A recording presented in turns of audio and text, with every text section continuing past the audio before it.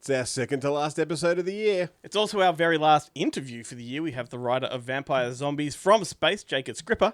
We're talking about the best films of 2023. We've got a squishy, squirmy movie battle, Ben. We've got Slugs versus Squirm.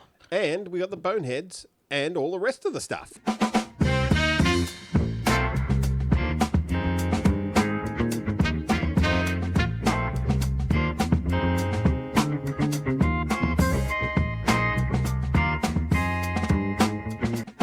Alrighty, let's kick it off. How are you guys? Welcome to another episode of Good Movie Monday. This is your home of the nerdy cinematic ramblings. We do this every single week. My name is Glenn Cochran. This fine specimen of a man next to me is Ben Helwig. It's true, I exist. In a very hunky kind of way. Well, you know what? Go make yourself a cuppa, settle in. We've got 90 minutes of movie goodness lined up for you. Would you like to do the obligatories before we move on? Sure, why don't you head on over to goodmoviemonday.com where you can find links to all our past and previous shows. That means the same thing. That totally redundant bit of phrasing there. You can also find links to all of our social media. You can find our merch. You can also, there's a little donate tab in the top corner if you want to help us keep doing what we're doing, because unfortunately, podcast hosting ain't free, unlike our time, which we give away every single week.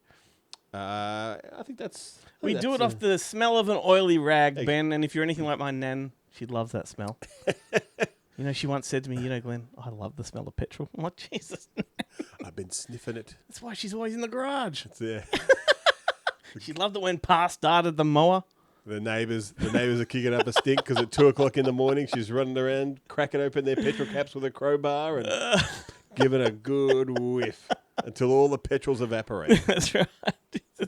As you sort of alluded to at the very beginning, this is our penultimate episode, Ben. Can't believe it. We've only got one more to go after this, and it's been a year of endurance every single week without fail. We haven't missed a beat yet, but we'll lament on that next week, I'm sure. We've always got next year. I'm sure we could, if we really put our minds to it, we could miss a couple of episodes next year. Don't put us down. Okay, we can drop the ball. We can do a shitty job if we want to. That's right. Oh man. Hey, did you get along to the movies at all? I did, but I think it's probably better to talk about what I saw next week. Okay. Considering that the movie that I saw comes out on Boxing Day. Oh, rightio. But I did veg out in front of the old couchsicle, and I saw a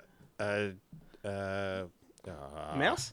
No, Jay Kelly. That's what I saw. The new George Clooney Netflix, Adam Sandler. Yeah. This is definitely high up on my watch list, and I nearly put it on the other night, but it's a kind of long movie. It is long, and fair warning, Adam Sandler, who I have written down in my notes as Adama Sandler, does call everyone puppy a lot. Oh. But basically, like it is an interesting film. I think it's the first Noah Baumbach film I've seen in a while.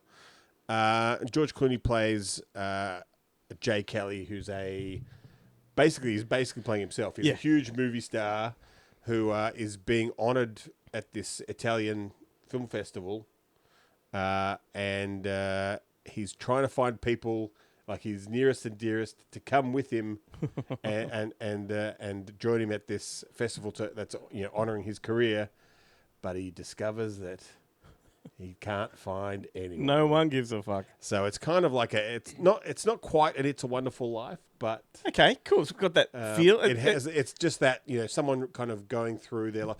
The way I look at it, admittedly, like in a snapshot, it's the Bill Nye story from Love Actually. Yes. Except, and unfortunately for George Clooney and Adam Sandler, Bill Nye is much more charismatic in the part. It looks much more fun. It looks like don't give it away if this is a giveaway, but it looks like it evolves into a bit of a bromance, like a sort of a rom-com between two mates.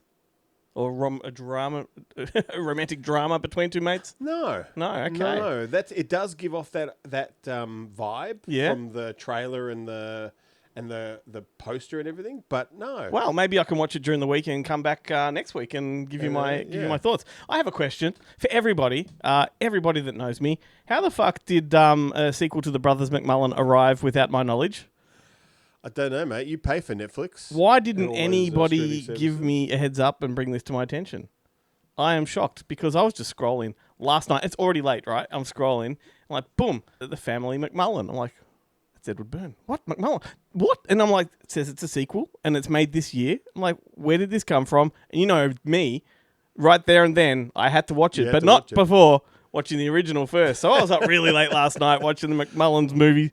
I know when you sent us the message, I was like, yeah, it's one of the weirdest Legacy sequels. sequels that I've heard. Like, because usually legacy sequels are of, popular mainstream kind of movies. Whereas Yeah. Brothers McMullen was like pretty much the epitome of an indie darling. Yeah, absolutely. So not something that you would thought. And they brought most of the original cast back. Maxine Barnes. Connie Britton is Britton. the one that really holds this movie together. Yeah.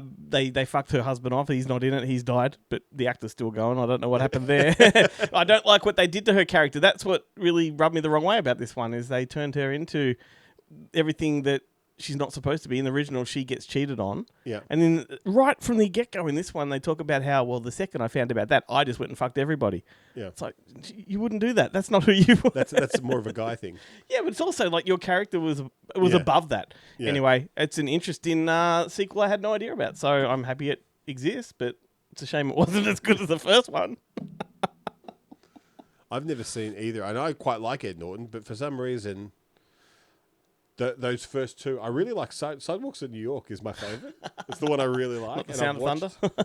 I do like the Sound of Thunder, but I don't think he directed. No, it, he's did just he? in it. He's just in it. It's a cash grab. But Yeah, hey, I also like Life Less Ordinary that he's in. yeah, that's right. With Hey, yes. Angelina Jolie. Have you? No, it's a Life or Something Like It. Life or something like Yeah, that. that's right. But have you heard the story about Brothers McMullen and how it came to be? He was like on one of the maybe CNN news shows or whatever, doing some stuff behind the scenes at the network, and Robert Redford was in the building, and he just happened to have Brothers McMullen, which he made for $25,000 on like VHS, and he just gave it to Robert Redford and says, "Would you do me the honor of looking at this?" And he got a phone call saying, "We want this in Sundance. We're going to give you an extra like $500,000 for post. We're going to buy a Sarah McLachlan song to put on the credits," and boom, Off it went. off it went. So it's just a chance encounter. Yeah, right. Well, that's what Sundance was originally supposed to be for. Yeah, and it was around that time that it probably like not long after Yeah. it had launched. So yeah, anyway, Because it was around that kind of Pulp Fiction, Sex Lies videotape, that boom of the indie. kind of indie thing in the early 90s. Yep. There Yeah. you go. Cool. Well, anyway, there you go. I didn't think I'd be talking about the Brothers McMullen again on the Ever. show. Yeah, No. that's right. It's Terrific TV Tuesday, the only Tuesday TV segment that drops on a Monday. Well, as the year draws to a close, I find that what I do basically is mime. I like to do a bit of mime Drawing it to a close. just to pass the time. I enjoy it. The people watching do not. The people listening are like, what the fuck are they What are talking you about doing right there? now? But it is time to I find that it's a good time to catch up on things that we may or may not have missed. Yep. I have not done that this week. Well, I have. All that build up. I mean, I did catch up on stuff, but it's new stuff. Okay. I watched the first couple of episodes of two relatively new shows.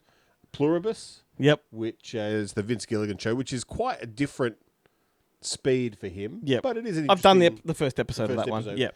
Yeah, it is quite an interesting concept. Mm-hmm. It's basically aliens come to Earth and take over 99.9% of the population. Yeah. And I think there are like 7 people who, for some reason, the process didn't work. They make everybody happy, right? Well, it's not that they make everybody happy. It basically, they become like a hive mind. Yeah. So everything that everybody knows, everyone knows. Yep. So Yep. later on in the show, you'll find out they'll have like a girl in a Wendy's uniform will be flying a plane. Yeah. And Yeah. someone's 6-year-old son knows how to all of the things about doing. So I it, mean, kinda I like don't know where it's political going, but I'm doing it. thinking like as if like there's a queen, and if she smiles, everyone smiles. That type of thing. Like it's a Yeah, so far they haven't indicated. Yeah, because Where that's, it's coming that's from. the traditional. Whenever like in the Great Wall yeah. and all that sort of stuff, when there's an overwhelming force allied against you, Yeah. the trick the screenwriter trick is to, oh no, it's all controlled by one person. kill so them. you kill that one person and the rest die. That's right. So maybe that's where it's Final going. episode, they all snap out of it. I hope that Vince Gilligan is smarter than that Yeah, and he has is. He is. planned a way out of this. He subverts things. But the main character, Rhea Seehorn from Better Call Saul, She's a great actress, by the way. is and of the 6 people, she's the only one who thinks that it's wrong and that these aliens have stolen, have invaded and stolen everyone's personality, and the other like 6 people are just like, no, fine, it's fine. There's one, my favorite character so far, and I've only watched 2 episodes. Yep. I'm only one ahead of you. One of the guys that survives is this French guy. He's just fucking everyone, Taking advantage of the situation. Totally. It's, A smart guy. It's great. And the other one I watched the first episode of this. I didn't realize it was a Doctor Who spin-off until it got halfway through, but it is a series called The War Between the Land and the Sea. I think it's only a mini-series, but it is a Doctor Who spin-off, but there's no Doctor Who. Yeah. And basically there are like these mermen, something happens, and all these mermen from under the ocean, they're in long-term hibernation. Yeah. They thaw and start emerging. Yeah, right. And the conceit is that the Earth is actually, they were here before us. They're the original inhabitants of the planet Earth, and Earth is 70% water. Yeah. So Makes sense. it's basically we're fucked. Yeah. If it goes wrong. But when you said they thaw, I've got this image of, when you see like all those frozen tuna in the back of a truck and they all start falling out. Imagine all takes a the while. not quite thawed mermen just piling out of the truck. yeah. Well, that's how they find the first one that they kind of discover. They catch in a fishing net. Yeah. And then they blow his head off. Because that's what you would do. Remember those parodies of Fast Forward and stuff when it's E.T. and it's E.T. and the guy just like, what are we going to do? Oh, it's this peace-loving alien have come to Earth to spread a message of love and hope. What are we going to do? Kill it! So they... But yeah, it's funny enough though, the main mer person is Gugu Mbatha-Raw, who I didn't know. I mean, I suppose she's done the morning show. She did the first couple of No, I'm not familiar. If you see her, you will. She's in Black Mirror. She's in a bunch of movies. Right. She's pretty well known. I only really know her because she's got such an unusual name. Yeah, right. I love it, Gugu Mbatha-Raw. Cool. But she's a very attractive lady, but not in this. She's a fish woman. She is a fish woman. Excellent. So that's it. That's what you caught up on? That's what I caught up on. Well, I caught up on a show I missed 20 years ago from 2006. And if there's one thing I love to talk about on this show a lot, it's Canada. And when you break down Canada, there's 2 places I like to talk about, Vancouver and Newfoundland. There's a Newfoundland comedy show that only ran for 7 episodes. Technically 6, it had a pilot, so we'll count it as 7. And then was spun off into a feature film 10 years later. It's called Hatching, Matching and Dispatching. Right? And it's fantastic. It is a spin-off of a sketch show I told you about a while ago called Codco. Written and starring... I've forgotten her name now. Oh, have you got it in front of you? No, I'm looking up... Mary Walsh. Mary Walsh, I think her name is. It also stars Mark McKinney from Kids in the Hall.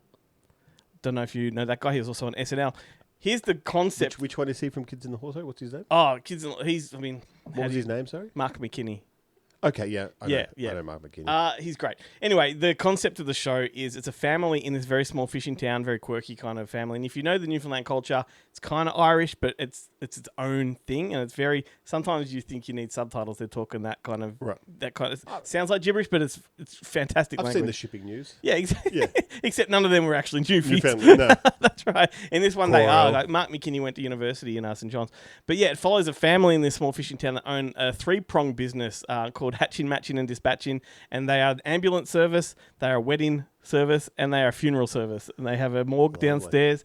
And it is just the most quirky, fun show. It has no real structure.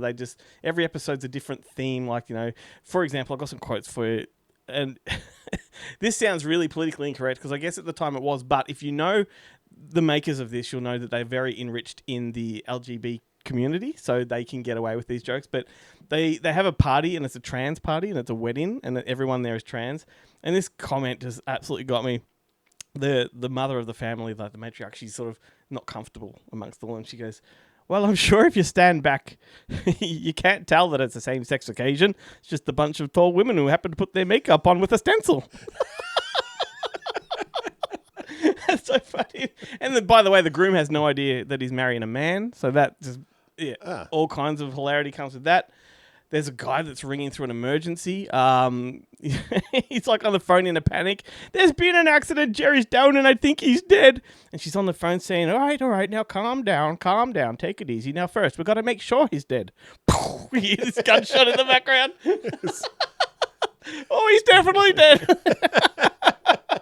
And then my favourite, there's this conversation in the ambulance. This is Mark McKinney and his co-driver or whatever.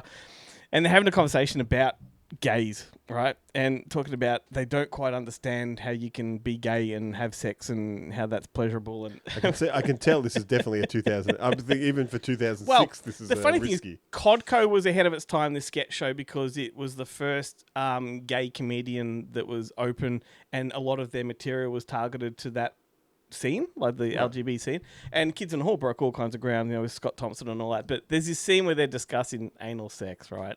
It's fucking hilarious. And one of them's just thinking, he's rationalizing in his head, and he goes, "You know how it feels really good when you're taking a shit?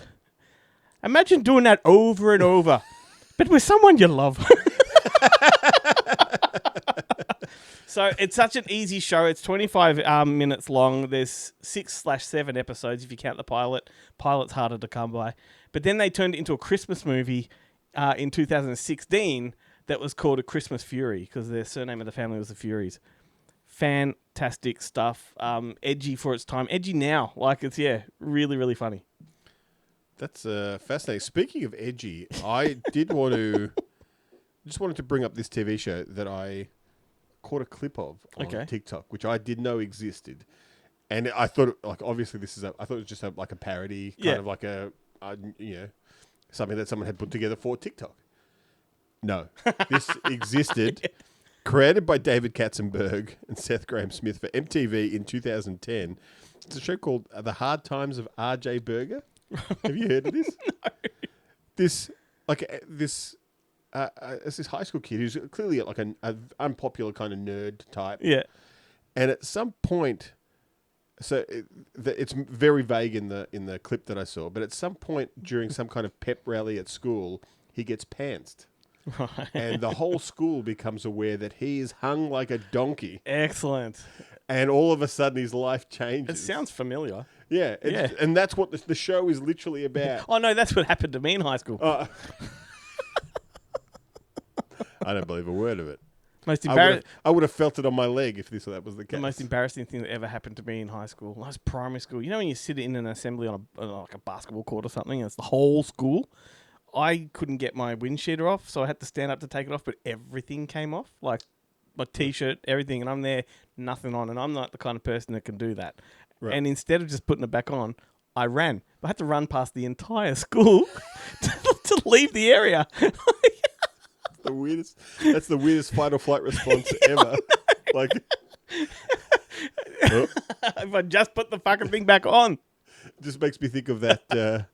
Makes me think of that scene. Yeah, there are those that they haunt you. Yeah, but it just makes me think of that scene in Dirty Work where he comes out when his girlfriend's throwing all his clothes out. He comes over and goes, "Hey, that's my shirt. Take it off. Take it off right now." And put it back on. Put it back on. That guy made the cover, didn't he? Yeah, he's the cover of it. Yeah. Have you ever been dacked? Or have you ever dacked someone? I would say I've been dacked, but never. Never a full dacking. Yeah, there's always, the underpants have always stayed up. Yeah. And I've never not potted a ball in pool, so I've never had to run around the table. Yeah, I've always managed to sink one. Man, so I was always the dacker, never the daggy. Okay. That's the kind. Them's fighting words. You can't get my pants down. They are that tight. No. It's just how do I get the camera? You're the one that wears trackies, mate. That is true. You're the one that puts yourself in peril. They are easy to come off. The joke's on you. What would be revealed? That's right. It'd scar you for life. What's the opposite of a ducky? Yeah. Pull it back up. That's right. It would hurt you way more than it would hurt me.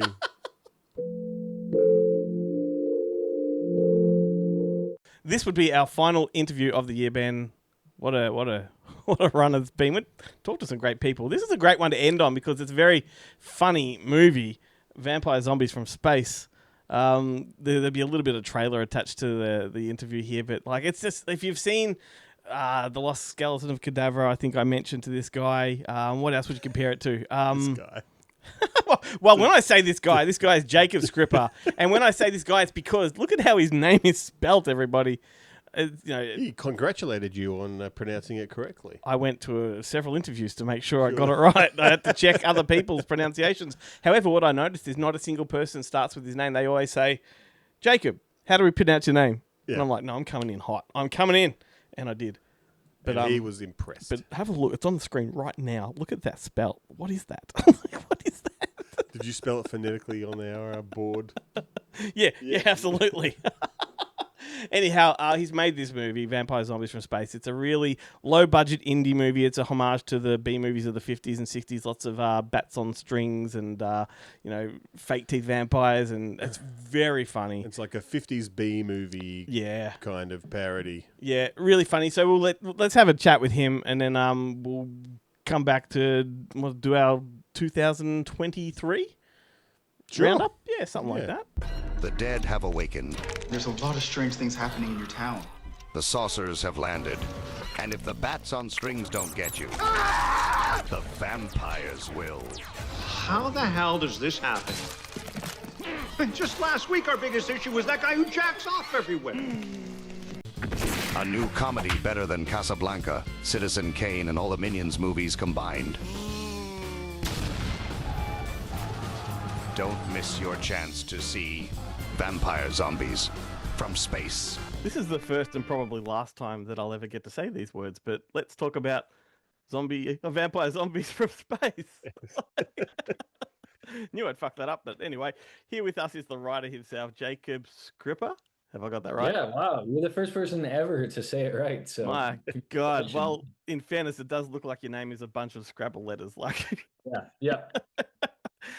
It's a good name for a comedy writer too, I guess. You might get a lot of amusement. Do all of your interviews start that way? Like, what is your name? Oh yeah, not just interviews, like childhood in the classroom. Anytime the teacher's like, Jacob's, I'm like, yep, that's me. How many pieces of mail have you gotten with the correct name? Very few. Computer had a meltdown. Yeah. Man, this low budget indie B movie of yours is seriously fantastic. Like, it's fucking hilarious. I reckon it's the best example of the genre since Lost Skeleton of Cadaver and Hundreds of Beavers. It's sort of in that ballpark, I would say, even a bit of Forbidden Zone. So congratulations. It's been getting a lot of buzz. Yeah, well, thank you so much for those compliments. Those are great films you mentioned, and I don't know if we're quite up there, but appreciate the compliments nonetheless. It's been a pretty crazy journey going, this was just a super indie film a group of friends kind of came together to make, and having it travel all around the world. Even to be talking to you in Australia is like, we didn't necessarily think this movie would go much further than our hometown. So it's been pretty cool. Well, tell us a little bit about the journey, because I read somewhere that you started writing this back in high school. Yeah, if the juvenile humor didn't give it away, yes. Initially, while I was in high school, I'm a massive fan of Mel Brooks and Monty Python, and around my second year of high school, I found the films of Ed Wood, and I saw Plan 9 from Outer Space. And as I was watching it, I was thinking, like this, a bunch of second year high schoolers could make something that looks comparable to this, and there's a lot to make fun of here. So we wrote a script. I wrote a script based on essentially what you saw in the film is the core story of that original script. And then me and a bunch of friends got together on weekends trying to put it together, filming it on like mini DV tapes. And then our director of photography accidentally deleted all the footage, which it's to try and get a bunch of high schoolers to commit to like several weekends of work is no easy task. And then, like all these years later, I found a physical hard copy of that script and brought it to my writing partner, Alex Foreman, and we're like, let's review this and just like see how much we've improved as writers, like how bad we were back then. And we started laughing, like, oh, there's actually some like funny stuff in here. So we spent about a year revising it into the version you saw, and then brought that to Mike Statsko, the director, and yeah, now it's out. Was there ever a point where you wanted to direct it? Yeah, that was certainly the plan initially, but at the time when we had optioned the script, we didn't really have a way of getting it made, and we brought it to Mike, and he really liked it, and he's like, "Look, guys, I'll make it, but I only make stuff that I direct." And we're like, "You know what? Sure." So we kind of became a trio at that point, and let him direct it. Very cool. I want you to know that I fired my agent after I saw this film because I told them that if there was ever a movie where there's a serial masturbator running around and Oh I'm yeah, not him, then he's fired. So yeah. That was Maybe in the sequel we can. yeah, we can yeah. Yeah, he Like, there's hasn't always- finished. He hasn't finished. Yeah, there you go. That's a tagline for the film. That's great. Yeah. That's some inspired casting. Like, was that character in your script, or was that just a brilliant way to shoehorn Lloyd into the movie because you could get him? Well, no, the character was definitely in the script. That's our intelligence level. Yeah, the character was in there from the start, and Lloyd was pretty much a no-brainer. Like he was, once we thought of that idea, Lloyd was the guy. And I used to do some editing remotely for Trauma, and like kind of knew Lloyd a little bit, so that helped that I was just able to kind of reach out directly. And I was in his film Shakespeare's Shitstorm as well. I have a little cameo. So yeah, it was really nice to get him out there, and we're super honored and excited to have somebody like of his caliber involved with the film, and same with Judith O'Day and David Liebehart. Like we got all these great cult cameos from kind of different eras of film as well, which was really really neat. Absolutely. Did he supply his own jizz, or did you have to? Was that a? Yeah, well, like we had to get him there, but then he did the Right. final. Yeah, He does he that did at the final. conventions all the time. Yeah, yeah, yeah. I reckon, spoof movies at the moment are starting to make a bit of a comeback. You had The Naked Gun, and of course, Fackham Hall is coming out. But generally, I feel like they've been few and far between for a very long time. What spoofs in general inspired you to start writing? I know you said Mel Brooks and that, but like, were there Yeah. particular films that really, did it for you? Yeah, certainly. Spaceballs is the movie that made me want to make films. I remember being like maybe 7 or 8 years old, coming home from a family vacation and flipping through the TV, and I saw what I thought was Star Wars, and I was like, "Oh, great! I'm gonna watch Star Wars. This is awesome." And then I saw the giant like can of jam hit the radar, and it blew my mind. I was like, "You can just like make fun of something that exists? That's amazing." So that was like my first like recognizing what a director, because then I started watching other Mel Brooks films and I recognized like similarities. I was like, oh, okay, so this is a director. This is what they do. And like, so certainly Mel Brooks type spoof is more my style. Yep. I think the Big Gun is hilarious, but I think with Mel Brooks films, you could argue you could strip away all the jokes and there's still a story underneath it. Like it wouldn't be the funniest thing, but there is a story, and it's not the most character driven thing in the world, whatever, but there's a story. Naked Gun, you strip away the jokes, there's nothing. So I'm more of the camp of like, let's have a really good story, and then have crazy, fun, stupid humor on top of that, versus just like joke.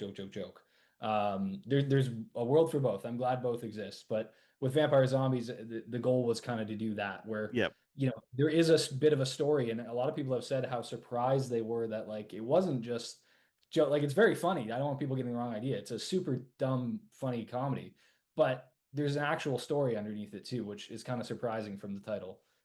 Yeah, exactly what you said about Mel Brooks is correct. Like, not only story though, but he puts so much emphasis in the production value. Like, there's just as much energy goes into creating these massive, elaborate sort of environments. I feel like you guys have put a lot of investment into your backgrounds and environments. As cheap as they are intentionally, it's a really good looking film. Oh, thank you. I guess my question is, were they actually that cheap? Because now you would just CGI everything.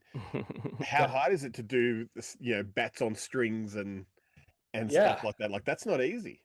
No, it's surprise, like to a stupid degree, because we would film actual like rubber bat on a string on a green screen. But then when when I would edit and I would shrink that down and try and like put it somewhere, you'd lose about this much of where there should be string. So we actually CGI'd like extra string. So it's like it was such a dumb workflow.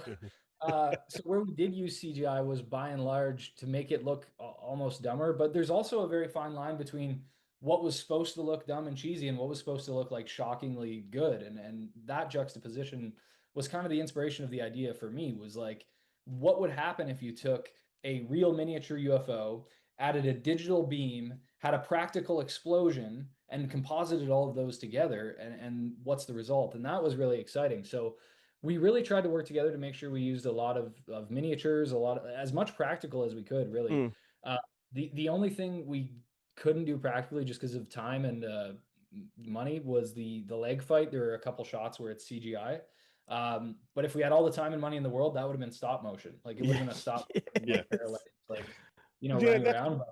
That's what's always upset me when I used to go to the Astor Theatre when they do like the giant Gila monster or robot monster from outer space, and people would laugh not Shits at me. the jokes but Shits at me. the I'm like I just turn around like you guys could do any better, you sons of Well, not bitches. only that, like contextualize this, you You know, fucking like it's dickheads. not easy. None of this stuff is easy. Yeah, it's surprisingly hard to make something this stupid looking Yeah. look decently good. It's Yeah. Were you like completely surprised? Did like the quality of the final product exceed your expectations? Because I just watched it. I was in my element, man. Yeah. In a weird way, no, just because my writing partner Alex and I, we've been working together for a decade, and so sorry, I'm gonna let my dog out, but I'll still keep talking. Perfect. We've been writing together for a decade, right? So we've kind of grown to trust each other's instincts, and if it makes us laugh is kind of our rule, then probably someone else out there is going to laugh and enjoy it. So we always felt that the script worked and that it was fun, and that there was a way we could pull it off. So I'm not necessarily surprised with how it turned out, but the reception to it and the fact that it goes outside of our friend group, that I can be, I've gone to like Argentina and these places watching with subtitles, and it gets the same laugh that me and my 10 friends watching it would get. That's been really, really surprising. Not so much how it turned out or the product, but the reception, the fact that it relates to so many people in all these different countries has been really surprising. Amazing. I just want to do a bit of a tangent here for a second. When we interviewed the director of Good Boy, we never got to meet his dog. What kind of dog do you have? Oh, I have a German Shepherd. Oh, the best. Yeah. I love them. He's great. Yeah, hopefully he makes a cameo appearance. We love it. Yeah, well, the dog in the film is named Lady in Vampire Zombies, and that's my dog's name. So a name cameo anyway. Oh, Yeah. amazing, amazing. So you came up through like sketch comedy, and you're part of a duo, Fun Uncle. I've watched quite a few of your videos, and they're great. Oh boy. They're hilarious, man. I find it fascinating when people that come from sort of that background eventually jump into features. They go for these type of movies. Like we had one down here recently called The Emu War, similar kind of background with the filmmakers. Why do you think that is? Why do you think this sort of genre lends itself well to you guys? I think by and large, comedians are people who say they're funny people, whatever. I think deep down they don't take themselves too seriously or are afraid to let anyone think they take themselves seriously. So it's very easy to go, I'm going to take a stupid idea and then make it really good. And it's kind of the expectation that like, oh, this guy's funny. Like, I don't think he can make like a real film or a serious film. So I think probably comforting to know that like, if someone's like, oh, I didn't like X, Y, and Z about the movie, it's like, well, yeah, it's called Vampire Zombies from Space. What do you expect? Like, it's a dumb comedy. So I think if you're in the sketch comedy background, then you're typically used to writing, short, quick, just funny content, right? So to sustain a feature, this is something that the director Mike really helped us with, is like figuring out what are those story points that's going to extend beyond the first, 5 minutes, 10 minutes, whatever. So I guess to answer your question, I think comedians typically go for something that is a little safer if you're jumping from sketch to feature. And the dumber the idea, the lower the stakes, the safer. That might be the key right there. Yeah, yeah. That's very psychological. I've been rewatching The Sopranos, so I'm thinking a lot of therapy and psychology. And Did you have something to say there, Ben? Nope. It looked like you were about to. No. I was just laughing along. I was just in my head. I was just thinking about that the parody of the Sopranos theme song where he gets the gabagool. And yeah, it's great. The video game donkey, right? Yeah. It's so funny. Me and my fiance sing that to each other sometimes. Yeah. Yeah, it's great. It's hilarious. I'm wondering, aside from Spaceballs, what are some of your favorite Mel Brooks films? What do you reckon? Like, if you were to rank the top, say, 3. Top 3. Okay, well, Young Frankenstein, I think, is his best film. I don't think it's his most entertaining film, but it's by far his best, like on a technical level. I think Young Frankenstein is the best. Blazing Saddles is his best on an entertainment level. Yep. It is by far his best film. And then I would say Spaceballs. Yeah, sweet. Yeah. What do you think of like, everyone likes to shit on Dracula Dead and Loving It. I feel like he gets a bad rap. Like Ben does this every time I mention it. I reckon it gets a bad rap. It's like it's a companion to Young Frankenstein. I think it had really good intentions, but something went wrong along the way. Do you like that movie as much as I do anyway? I don't dislike it. I'll say that. I don't. Mel won't be watching. I don't think Mel Brooks's mum likes the movie as much as you do, Glenn. I don't dislike it. I think it was just again we talked a moment ago about safe bets. I think for him it was just like, hey, I'm getting older. Like I could do the same thing with Dracula that I did with Frankenstein. And what he didn't have was Gene Wilder, because Gene Wilder co-wrote Young Frankenstein, and it really shows. Like you can really tell.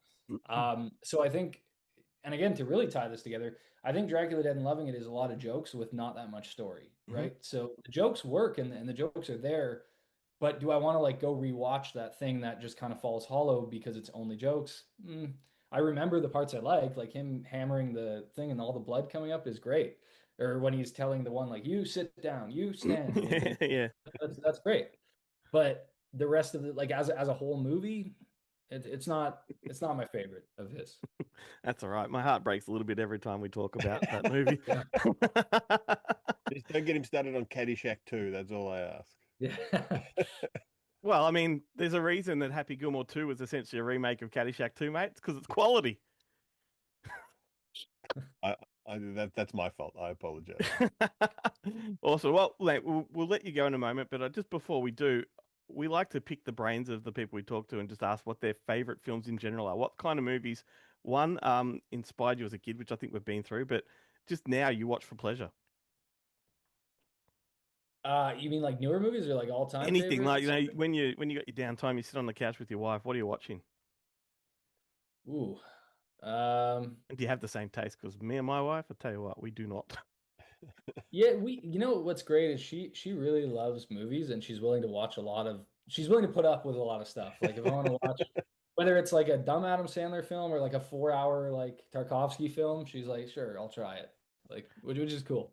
I think I'll just list some that I really love. I mean, the original Exorcist is one of my favorite films of all time. Once Upon a Time in the West is incredible. I like a lot of 60s and 70s stuff. Life of Brian, Monty Python, Borat, I think is hilarious. Did you enjoy Goodfellas. Repossessed? I was about to say that. Repossessed. It's the Leslie Nielsen factor. Neither of them should have Leslie Nielsen. Yeah. Yeah. I just that scene where Reagan piddles on the floor and the mum rubs her face in it. Like that to me is like that's an eternal joke. I don't remember 90% of the rest of the film, but that scene. At least got one thing right. Yeah. Well, man, now you've gone and added a movie into the legacy of spoofs, and it's a really fun one. Loved it, and I hope everyone listening, if they've never heard of it, they go and track it down. I'm wondering too, before we let you go, will there be bloopers anywhere? Like, is this a movie where because it's all these friends making a movie that you're giggling more than you normally would? We have we are releasing a Blu-ray, and there are some deleted scenes on there, so that's really cool. As far as bloopers, we actually had to be very efficient because we had no money. We had like a single Canadian toonie to make this movie, and we had to be like, we were shooting like 40 setups a day. So with that like kind of high stress environment, there weren't a ton, like there are some bloopers that are funny, but surprisingly there actually isn't enough to make like a whole blooper reel. Yeah, Because yeah. we tried, just like we would just cut and move on. Like I'm gotta watching go. it. I have no idea how you kept straight faces with some of that stuff Yeah. that's going on, especially like suck 'em off and Yeah. I Well, did no, ha- it's I'm so glad you guys like the film, and to anyone listening, it's a great film with 12 or 13 beers and a bunch of your mates. It's just a fun time, right? Like there's no message, it's just like crack a beer and have a fun night watching a dude. really stupid movie. It's just entertainment. It's I was gonna say I hope it really opens some big doors for you because when I was watching it, what came to my mind was how Trey Parker and Matt Stone started with Troma with Cannibal, and like you're in that ballpark, and I hope it does Oh, big things that's for a you, dude. huge compliment. Trey, Yeah, Trey and Matt are like two of my idols as well, so yeah. that's a very big compliment. I did just want to ask, and just actually maybe think of it, which is kind of, I think we've kind of gone over it this a little bit, but were you worried when you were writing it that the references to a lot of like, films would be beyond the viewing audience now, who wouldn't know what the Wild One was or any of those Gila Monster, those kind of films? Yeah, certainly. I think though the goal was never to necessarily make like a direct parody of any one thing. Um, because even for us, it isn't like one movie, but it's like every 50s B movie was based in some small American town. So like Yeah. there was a little bit of that worry, but I think we trusted there's enough people who know like what an old movie looks like. And really that's all you need to know is like, do I know what an old movie looks like? Sure. And then go in. Obviously, it's going to reward the viewer more who has seen like them and all these, 50s B movies, right? But what has been really cool to that point is I've had some people who are like 20 or younger come up to me in wherever, Austria, somewhere, and say like, I've never watched a black and white film before. This is really cool.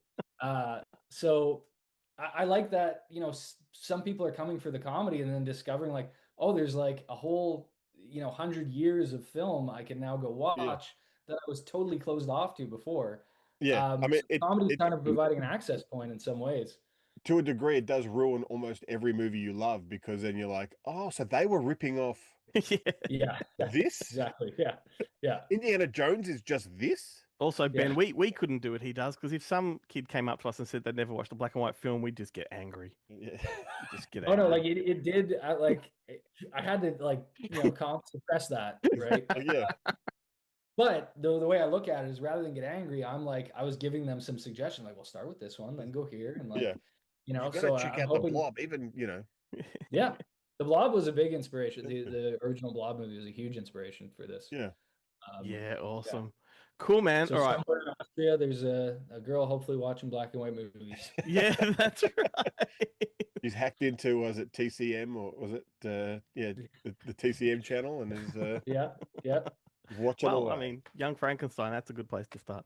All right, man. Yeah. Well, thank you so much for making time for us. Like, yeah, you've made a movie that's definitely, in our wheelhouse. We love this stuff. It's what we talk about on the show. So thank you, sir. yeah. Thank you guys. Really appreciate the positive words, and I'm glad you liked the film. Thanks for having me. 2023. Nestle Confectionery discontinue Allen Sandtails, leading to inaccuracies and fake news at the Good Movie Monday desk.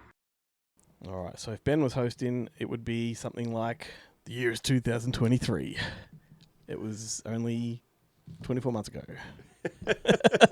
Ben has already forgotten what happened. That's right. That year. We were probably sitting right here at the time. I should have just checked my emails to find out what your favorite film of the year was. I didn't even check my own favorite films of the year. I've just gone with I'm looking at the list. I'm like, yeah, I reckon that was in there. I reckon that was in there. The thing is, opinions change. They do. They do. What I thought was the film of the year back in 2023, those long gone dark days, may not hold That is up. what the late great Roger Ebert used to do. He'd reevaluate his reviews 10 years later, and quite often he'd go from hating the film to loving it. So The one who really should have done it is Leonard Maltin. Oh, Like that savage. guide. You're like, how long is that 2 stars going to stand on that film that I love. Mind you, Roger Ebert did write that book. I really, really, really hated that movie. Or I hated that movie. And It should have been just, I really, really hated Gene Siskel. Yeah, that's right. Yeah, there's some banging movies in that book. Anyway, let's go through the box office. This is the US box office for 2023. Starting at number 10, which is a surprise to me, but I'm happy that it's there, was The Sound of Freedom. Then number 9 was John Wick, Chapter 4. 8 was Ant-Man and the Wasp, Quantumania. Number 7 was Wonka. 6 was The Little Mermaid. 5 was Oppenheimer. 4 was Guardians of the Galaxy 3. 3 was Spider-Man Across the Spider-Verse. Number 2 was Super Mario Brothers movie. And number 1 was Barbie. So it's the year of the Barbieheimer. It's Barbenheimer, yeah. Barbenheimer. It's an interesting lineup of movies here, I reckon. I mean, obviously there's quite a few Marvel-y kind of movies in there, but Sound of Freedom. I guess the controversy really drove that one. Remember the cinema complexes refused to play it. I don't even know what it is. Yeah, you've watched it. It's the one with Jim Caviezel and he goes after the pedophile rings. It's fantastic. It's a real action thriller. Throws back to like the thrillers of the... I don't think I've seen it. Yeah, I reckon you have. We had a conversation about it. Anyhow, it's great. But it surprises me that it's there. Oppenheimer, I thought, might have been closer to number 1. But I remember that definitely losing the battle against Barbie in terms of box office. Yep. But winning in terms of awards. Yes. And then obviously Super Mario Brothers movie came into close second. That makes sense. I think, to be honest with you, I think Oppenheimer owes a fuck ton to Barbie. Oh, yeah. I don't think it would have come anywhere near that at box office if it wasn't for that Barbenheimer. Yeah. And then do you remember, like, straight after it, the studios were trying to capitalize on that by matching to other movies, like, doing them. It didn't work. No, it didn't work at all. There's that great photo of Roger Avery and Quentin Tarantino buying 2 tickets to, like, Barbie and Oppenheimer and just bouncing between the two. Hilarious. So that's not a bad top 10, I guess. I did like Barbie, to be honest with you. Let's go through some more. Still haven't seen it. Let's go through some. I think you'd like it. I really do. We've got, throughout that year, we had Megan, we had Plane, The Drop, Kids vs. Aliens, You People, Knock at the Cabin. Oh, we've got 80 for Brady, which is essentially Poms 2, isn't it, when you think about it? Yeah. I haven't watched it yet. 80 for Brady. Much like the rest of Poms. Yeah, we could do a double feature. How much do we hate ourselves? Force ourselves to watch this. I mean, sometimes they're I mean, that was my doing. No, I secretly enjoyed Poms. Yeah, I pulled the plug on that way too early for Ben. We were watching it and I was getting a bit fatigued by it. And I'm like, dude, let's watch something else. I broke your heart a bit. I'm not going to lie. I could have quite happily had a nap for the rest of it too. It's the year of Cocaine Bear. We had Scream 6, Creed 3, Shazam 2, Dungeons and Dragons, Honor Among Thieves. You got it written down or you want me to just run through a lot? I decided to pull a Glenn. What's that mean? I mean, I feel very relieved and satisfied. But I'm not hosting. I didn't do any. Okay, fair enough. I didn't do any of it. Well, like I looked at it, but I didn't. No one else will say this, so I may as well. It's the year of Mafia Mama. That is on my list of Glenn's favourite movies of the year. Spoiler alert. It's the year of Good Burger 2. We've got Saltburn, Napoleon, Thanksgiving, Suitable Flesh, The Do-Overs, Five Nights at Freddy's, Old Dads. I like Suitable Flesh. Yeah, it was good. It took me a while to get to it, but I really enjoyed it. It's the year of Saw 10, Expendables 4, Exorcist Believer, Pet Cemetery Bloodlines, I think I might have said, Desperation Road, Killers of the Flower Moon, Bottoms, Gran Turismo, Teenage Mutant Ninja Turtles, Mutant Mayhem. There's so many. It's a really, really big year of big titles. Because there's all those... Now we're getting into all those movies they didn't get released due to COVID. Yeah, they're just flooding the market. Yeah, Indiana Jones and the Dial of Destiny. I remember you were in Cannes when that was screening. I got to stand in front of a giant billboard and I saw no one from the film and I didn't get to see the film until I came back. Didn't you get to stand in front of a tuk-tuk? I did, yeah, there's one there. Yeah. I didn't get to, I was too scared I was going to break it. Let's not forget my Big Fat Greek Wedding 3, my friend. It's terrible. What a disappointment that was. I mean, I shouldn't have been surprised, but I did love number 1 and 2. And The Holdovers. The Holdovers is also Abigail. Jesus, there's just heaps. I'm going to stop. There's heaps. I'm going to stop. I've only got 4 down for you as a guess because I went through all of this and I really couldn't peg you. 1, 2, 3, 4, 5, 6, 7. I've got 8. Yeah, well, I've got about 10. So you've got a better chance than me. So hit me with it. I reckon you've got Plane. 100%, yes. I reckon you might have Cocaine Bear. Yes, I do. Reckon you might have Renfield? No. Okay. What about Boys in the Boat? No. No. What's that one? That's the one with Joel Edgerton with the rowers, set in the 1950s, the Olympic rowing team. Fantastic. George Clooney directed it. No, I haven't seen it. Yeah, you'd really like it. I'd love it. I do love a good team sport movie. It is such a Ben movie. It's really, really well done. Yeah, so that's all I had for you. Okay. What did you have? I also had The Holdovers. Of course. I had Marlowe with I really liked that with Liam Neeson. Yep. I had Tetris. Enjoyed that film. I almost put Tetris on there. I had one which there's no way you would have gotten because you would have had to look in the Spanish films. Yeah. Where Evil Lurks that we played at Monster Fest. If I'd known that was that year, I would have guessed it because I probably even would have put that in my list, to be honest with you. I had Talk to Me. Yeah, because that was the one that was from last year. That was not carried over. And I had Saltburn because I do like watching Barry Kagan lick jizz out of a bathtub. That's right. It does it for me. And doing a sausage dance. And there are two movies that I think would have made this list had I seen them. Yep. And I still have not seen them. What are they? Past Lives and Dream Scenario. Ah, yes. I reckon I would have dug both of those, but for whatever reason, I make out like there's something holding me back. There's a reason I haven't watched them other than... I thought you had seen Past Lives. Maybe it was Jarrett. Jarrett loved it. Yeah, it's the Wim Wenders one, yeah? No, it's the one with... I don't think it's Wim Wenders. I could be wrong. No, it's the woman who they got to do Marvel movies and they all... Oh, she did the Eternals? Is that her? Okay, let's have a look. Yeah, Celine Song, that's right. Yeah. I can't remember. The Wim Wenders one was the one you loved. It's a Korean film. Oh, yeah, Perfect Days. If what I would have known that was in there. No, it's not, but that's what I confused that one with. Okay. I do love Perfect Days. All right. I didn't look at the Japanese films that came out that year. Okay, so you get to guess mine now. So I've got... this one's obviously a joke. You People. I hated that movie so much. My number one was... I was very, very passionate about my number one this year. All right. So I had The Holdovers. Yes. Infinity Pool. No. Gran Turismo. No. I loved it, though. I had Past Lives. No. I had Talk to Me. No, I left that out because I did that in last year's, and I'm just going to leave it there. Air. Yes, that's in there.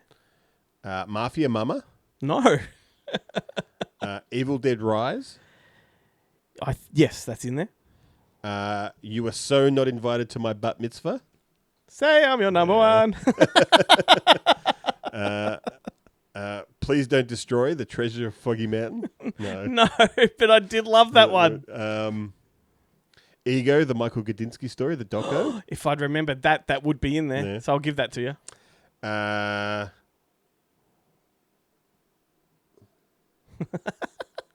For some reason, Chris Mess. No, it corrected the title. I was like, why does it just say Christmas on my list? Heath Davis film. Chris Mess. I did like that. That was really good. Yeah. It's got, I can't remember the chick. She's a famous singer from a band. I can't remember the name. But anyway, carry on. And the Sniffers? No. I wish I'd never said that because now I can't think of it. And I also had Spider-Man Across the Multiverse. No, not in there. But that's a banger. That is a banger. It's funny. I don't list it in my top 10 of that year, but yet I'd say like over the last 20 years, it's probably in my top 20. It makes no sense whatsoever. So what did I miss? So I'll go through them all. I had, You're So Not Invited to My Bar Mitzvah. I fucking love that movie so much. I had Cocaine Bear. I had Saltburn. I had Dungeons and Dragons. I had Air. I had Evil Dead Rise. I had Teenage Mutant Ninja Turtles Mutant Mayhem. Yeah. Love it. I had Strays. The Holdovers. The Sound of Freedom, and a movie called Origin, which not a lot of people have heard about. It's a really good one. Nick Offerman's in it. There's a whole bunch of people. It's all about the caste system, and it's really good. In India? Yeah. Okay. Fantastic. It's a true story about a journalist that goes to expose it. I was going to say, is Nick Offerman in brownface? No, Nick Offerman plays like a serviceman in a basement that happens to be a racist, and he's called to a black lady's house. Right. Yeah, it's a great against type character for him. Really good. Great movie. So there you go. There we go. I wonder what the Boneheads thought. I know what they thought. No, you're going to find out. I was asking that rhetorically. Welcome to Bonehead Weekly Fun Size. And this week we're doing the year 2023. And Chad, you go first. I'll just say it, Sisu. Sisu was a lot of fun. It was a lot of fun. I have gone back and watched it numerous times since 2023. It never gets old. I mean, I know shot for shot what's going to happen. I know all the plays, but still, somebody just being in the middle of a landfill, minefield, not landfill, minefield, and just killing all the enemies while stuck there, and it's phenomenal. I just love Sisu. That's all I can say about it. Mine is not the best movie. My honorable mention will be the best movie the best made movie that year. But the one that I thought was batshit nuts and didn't see it coming, like my 2022, was Saltburn. That movie, and there's not one bad performance in it. Even his dance sequence at the end with his wings wanging around, but there's just no bad performances in it. There's a couple of scenes that I get that are really hard for people to watch. I would love to say they were hard for me to watch, but it wasn't.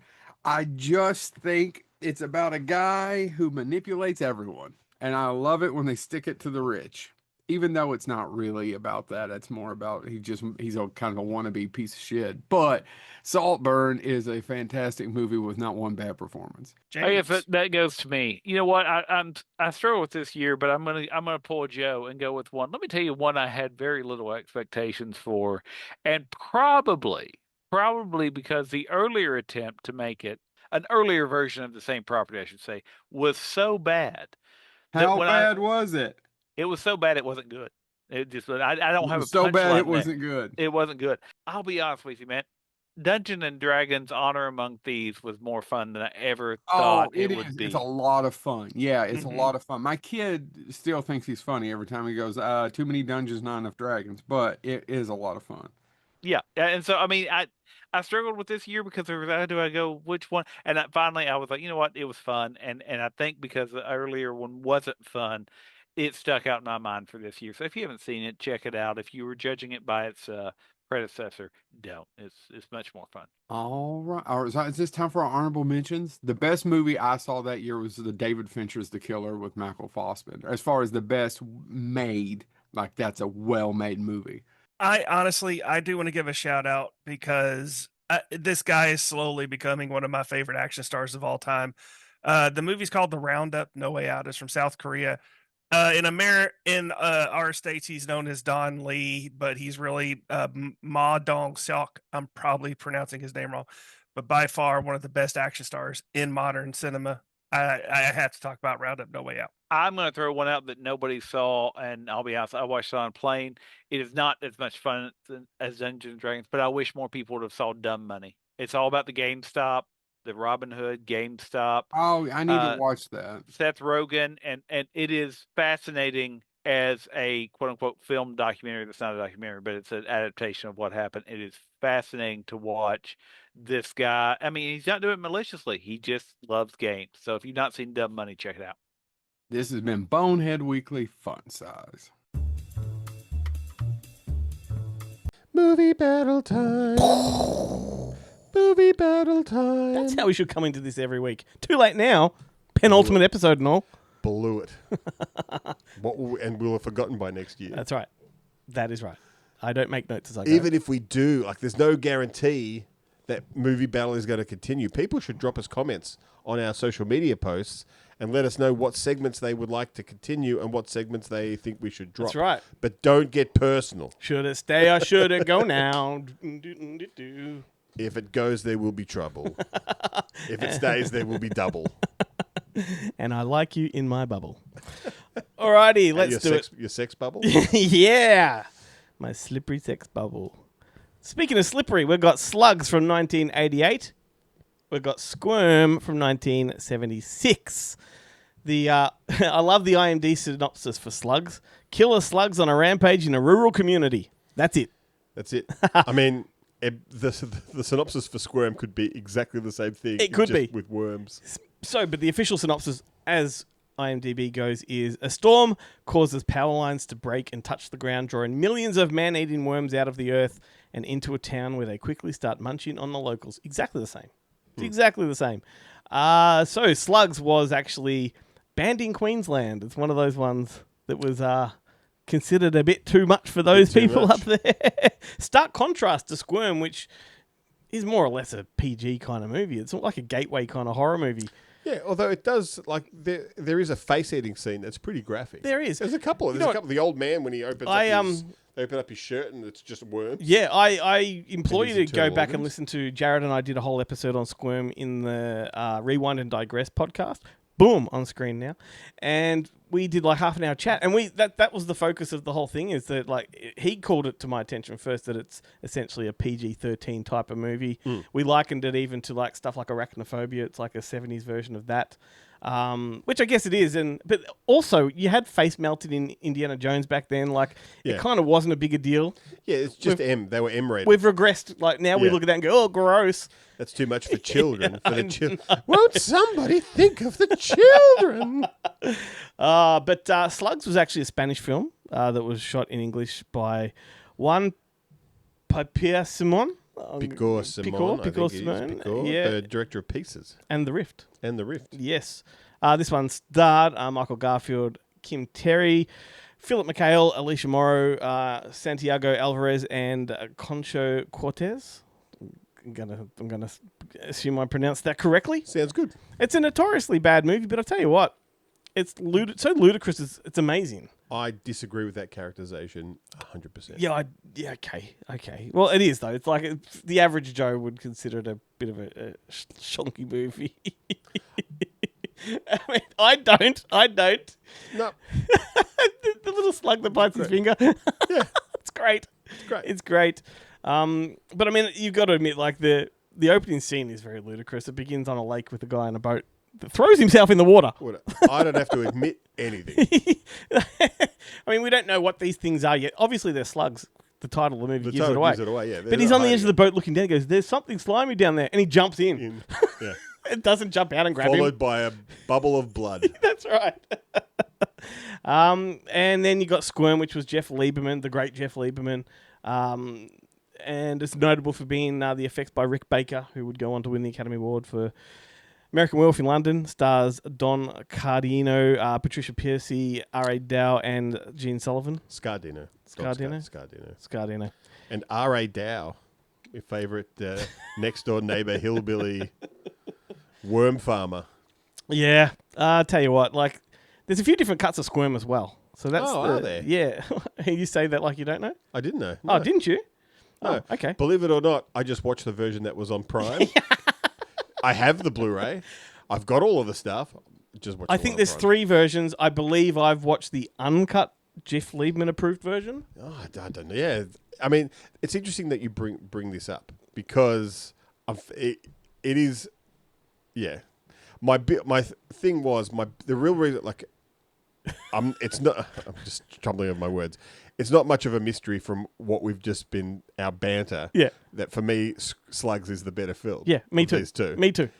But the big difference between them is that in Squirm, they do nothing to fight off the worms at all. Yeah. They're just victims, and then some guy just turns up at the end and goes, we've now fixed that there electricity pole. Everything should be fine now. That was answering the phone. I got to like kind of this undecipherable just resolves twang. itself. Yeah. Whereas in Slugs, they bring out the fucking high explosives and almost destroy the town in their vendetta against the Slugs. Yeah, look, I'm with you. I think Slugs, for me, was the more entertaining film this time around. Like, had I gone into this not having watched any either for a fair while, I would have assumed I'd go Squirm. I think Squirm is a little bit more impressive in terms of just like the effects with all the worms when it's like giant pits of worms, and that's really, really well made. And I love the look of it. It's got that 70s Chainsaw Massacre kind of... that. I don't know what you call it, that aesthetic, the film aesthetic. Yeah, the grainy. the 16 mil grime. Yeah, that's right. And what you call it? Yeah, the grain. Yeah. I had never seen Squirm before. Yep. That's why I was enthusiastic Maybe about doing you watched this. the R-rated version, and so what Jared and I were talking about with the PG cut was the TV version. I honestly I have no idea now what the difference is between the cuts. I'll have to do some research and see what is the Prime version, the Prime Video version. But like I mean, there is a couple of scenes that are quite full on in it, and it is great. And I love the sheriff who's on the make, and poor Don Scardino who's just trying to get some, and it in every sense of the word it fails for him. But Slugs is a lot more of a like It's very like you can tell that it's Pieces. Yeah, by the guy who did Pieces. But also, like, there's this. I love this scene where a single little jerry can thrown in explodes the whole house. Explodes the whole house. Yeah, Hilarious. Oh, that scene is great. Like the hole in the greenhouse. So this guy, I know. a slug crawls into his glove. Yeah, his gardening glove. For whatever reason, he can't just pull the glove off. So he's banging it all around this greenhouse, calling for his wife to come and help, who has got like loud music playing while she's vacuuming the house so can't hear him. Yep. So in the end, he resorts to just chopping his hand off with a hatchet. Yep. Then she comes out, and magically, in his struggles, he's knocked over some oil, which leads to a jerry can. Yep. And so he's just literally cut his hand off. Yes, I've survived, though I'm in agony. And then bang. I know. The house explodes. And then that's followed by a scene with a husband and wife in the front garden, and the husband comes home, and the wife is like, "Did you hear about Jean and Harold?" No, why? They're dead. Oh. Jesus. He goes, Jesus, they were such nice people. Yeah. And then suddenly he goes, oh, well, what are you doing out here anyway? Like, Yeah. it just changes Yeah. from, like, they're dead to, what are we going to do for dinner? I feel that's how I would react to hearing that my neighbours had died. Yeah, that's like, right. oh, did you know that such and such that you see on the Sunday, the old guy who takes the dollar for the Anzac Day badges, he passed away. Oh, did he? Yeah. What's for dinner? Then there's the other, I had to write this down because the comment just made me laugh so much.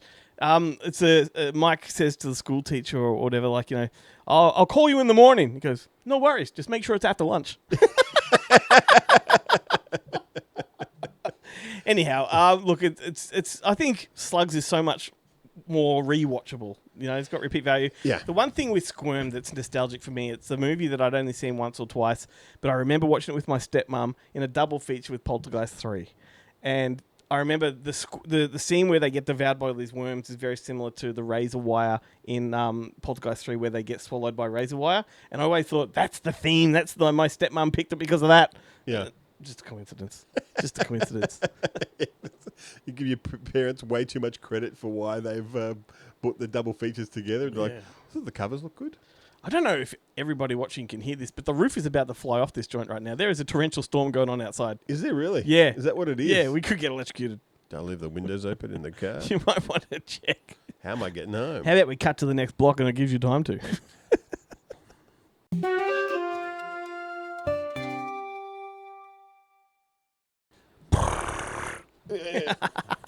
Will that return next year? That's the question. And to answer the other question, yes, it's definitely storming. It is definitely coming down.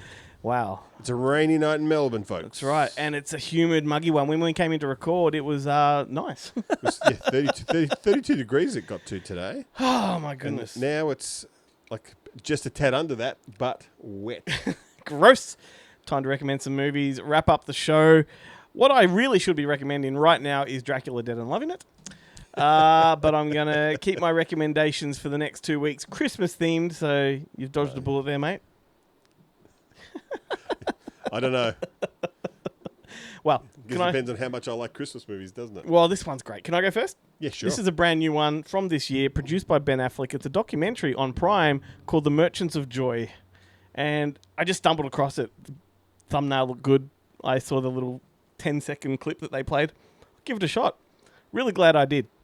So it's a really good, feel-good documentary, very fascinating, hugely entertaining, and it's all about the 5 families of New York who've been competing for over 30 years as Christmas tree competitors, like selling Christmas trees on street corners and whatnot. And there's only 5 families, technically 6, because there's one that refused to be part of the documentary. They get him on speakerphone, and apparently he's the real ruthless one. He's the one that just tries to fucking push them all out. Yeah. And the other ones, they call themselves frenemies because they're always competing, but at the end of the season, they get together for a big drink and they all talk about how the trade went and blah, blah, blah. Customers and stuff. Yeah, that stuff. Yeah.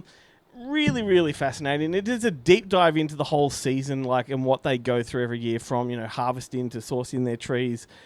Just getting the inventory right is a real thing, like a really complicated thing. Bidding on the locations before the season, and they all get on like a big call with like whatever department of the city is giving out the locations, and they're all fighting, for one location. And this this faceless guy outbids them nearly every time.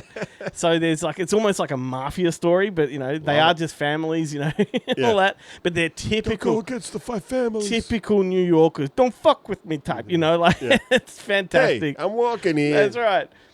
The characters are so unique. You really couldn't write them. But there's just it's overflowing with Christmas spirit. It goes into a bit of what they do between seasons, and one guy does all the flowers when he's not doing that and whatnot. But yeah, it's just who would have thunk it that it is such a really complex industry, and one guy flies all over the country to source his trees. It's a big real deal. California fir for like 2 or 3 weeks a year. Right. Yeah. So it's as simple as that. It's called the Merchants of Joy, and it's just wonderful. I highly recommend it. Fantastic. Bada bing, bada boom. Well, I'm going to be pretty quick, I think. I caught up with 2 2023 films. You've been double dipping a lot. I had a surprising amount of time on my hands where I wasn't watching the films I was supposed to watch.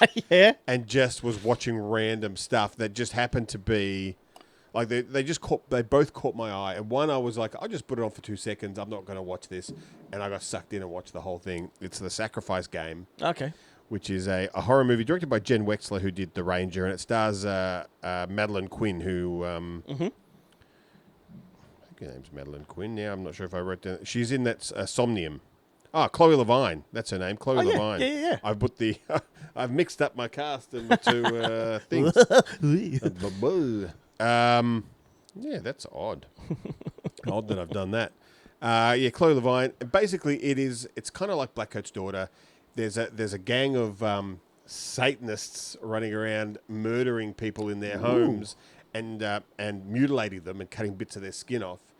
And they eventually find their way to a remote kind of girls' boarding school that only 2 girls whose parents decided not to take them home for the Christmas break are there with the teacher, and shit goes down. Ooh. I don't want to spoil any more than that. It was incredibly gory. I feel like there is kind of something missing from it. It's like the second act is.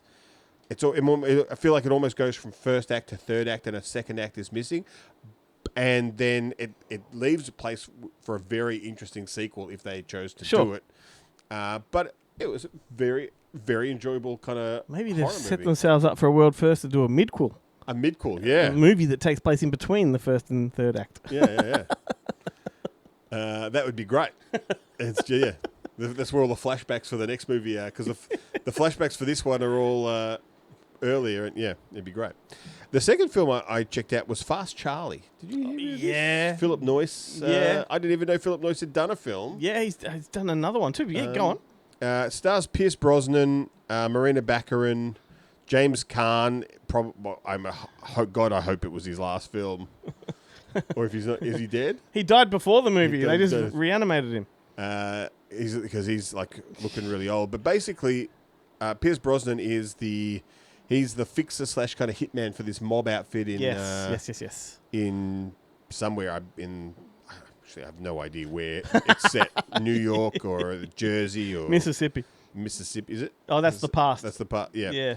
So he's the fixer for this family, but they're all of a certain age now. And James Caan's the kind of head of the family, but he's suffering from Alzheimer's or dementia, and things are going. And of course, there is a young Turk muscling in, and he basically ends up wiping out the family. The only one who he misses is Pierce Brosnan because he's too canny. So then the rest of the film is just Pierce Brosnan getting revenge. It does my new favorite actor Toby Huss is in it. Yep. He's in it, but it's just a really fun kind of throwback, kind of easy to take gangster movie. Very like kind of like The Nice Guys. If you like The Nice Guys, it's that kind of movie. It was great. It almost starred Kevin Costner by the looks of it. He was one of the early runners to be the lead. Yeah. It would have been perfect Costner vehicle. And Philip Noyce, just before, the other one I was thinking of, he did one called The Desperate Hour with Naomi Watts, which was fantastic. It's all a one-take film where she's jogging while the kid's at school, and she gets a phone call while she's jogging that there's an active shooter at her Something's school. happened at the school, yeah. But she can't get back. She's got to keep running. You know, it's the only way she can actually do anything. Yeah. It's a really fascinating film. So I still prefer that one with you put me onto with Run, Hide, Kill, or whatever it's called. Yeah, is that the Dellasonia one? The Dellasonia active shooter one. That's that a was great banger. It's like so fucking Die dark. Hard in a high school. It's like Small Soldiers. Yeah. Yeah. All right, well, there we go. We've put ourselves to the end of the episode. Only one more to go, and next week is going to be a much more festive Christmas-themed episode. Not our usual Christmas episode, I will have you know. But we are going to more like a regular episode, but Christmassy. Yeah, that's right. How funny would it be, though, if somehow magically we pulled out a guest last minute? Oh, well, you never know. You never know. We may have a bonus episode up our sleeves, but you'll have to wait and see. I mean, we always do. I mean, that's essentially yes, we do have a bonus episode up our sleeves. But not this year. It'll be in the new year. It will be in the new year. Before we return next year, but you know what I'm talking about. Yeah. Anyway, let's go, Ben. You are going to have to get back to your car in this weather. In this weather. In my shorts, my short shorts, my football short shorts. And what you don't know is between the last segment and this one, we turned the air conditioning off because it was getting too humid, and now I'm fucking roasting. Yeah. Well, I'm lucky I've got the fan on. See you next week, everyone. Our one fan is on me.